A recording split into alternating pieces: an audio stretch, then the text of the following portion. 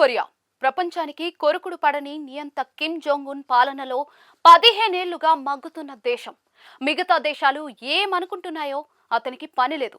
తీవ్రమైన నిబంధనలు, ఆయుధ పరీక్షలు, ఇలా తనకు ఏది తోస్తే అది చేసేయడమే. అయితే కొంతకాలంగా కిమ్ ఆరోగ్యంపై వదంతులు వ్యాపిస్తూ ఉన్నాయి. అందుకే అతడు బయట ప్రపంచానికి కనిపించడం లేదనే ఆరోపణలున్నాయి. తన తర్వాతి తరం వారసులను కిమ్ సిద్ధం చేస్తున్నట్లుగాను కూడా తెలుస్తోంది. తాజాగా ఆయన రెండో సంతానమైన కుమార్తె జిమ్మే తెరపైకి వచ్చారు. తల్లిదండ్రులతో కలిసి ఆమె దేశ మాజీ నేతల స్మారకం కుమ్ సూసన్ వద్ద నివాళులర్పించారు. ఇదే కాదు, 3 ఏళ్లుగా తండ్రి కిమ్ తో కలిసి పలు కార్యక్రమాల్లో పాల్గొంటోంది జిమ్మే. అటు కిమ్ కూడా తన బిడ్డను తరచుగా విదేశీ పర్యటనలకు తీసుకెళ్తూ ఉన్నారు. దేశంలో పలు అధికారిక కార్యక్రమాల్లోనూ కుమార్తెకు చోటిస్తున్నారు కిమ్.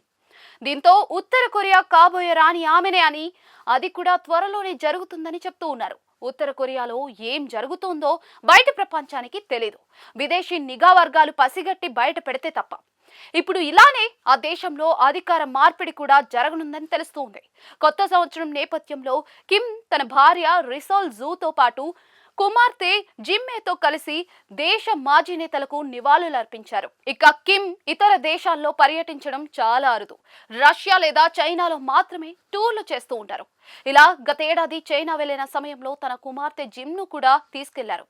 అయితే కిమ్ భార్య పేరు రిసోలో జూ అని ఇప్పుడు అందరికీ తెలిసిందే. కిమ్ ఇల్ సంగ్, కిమ్ జోంగిల్, కిమ్ జోంగ్ ఉన్ 3 తరాలుగా ఉత్తర కొరియాను పాలిస్తున్న కిమ్ రాజవంశం. వ్యవస్థాపకుడు కిమ్ ఇల్ సంగ్, ఆయన కుమారుడు కిమ్ జోంగిల్, ఆయన కుమారుడు కిమ్ జోంగ్ ఉన్. వాస్తవానికి ఉత్తర కొరియా కమ్యూనిస్ట్ దేశమని చెప్పుకుంటుంది. కానీ 80 ఏళ్లకు పైగా అక్కడ కిమ్ వంశస్థుల నియంత పాలన సాగుతుంది.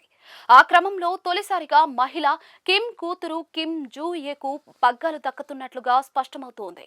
2022 నుంచి ఈమెను కిమ్ తరచూ ప్రమోట్ చేస్తూ ఉన్నారు. కాగా కిమ్ కు ఒక కుమారుడు కూడా ఉన్నప్పటికీ అతడు ఎప్పుడూ బయటకు కనిపించడం లేదు. 2 కూతుళ్లలో కిమ్ జూయే మాత్రం తెరపైకి వస్తోంది. ఈమె రెండో సంతానం. కిమ్ జోంగ్ ఉన్ 2011లో ఉత్తర కొరియా పగ్గాలు చేపట్టారు.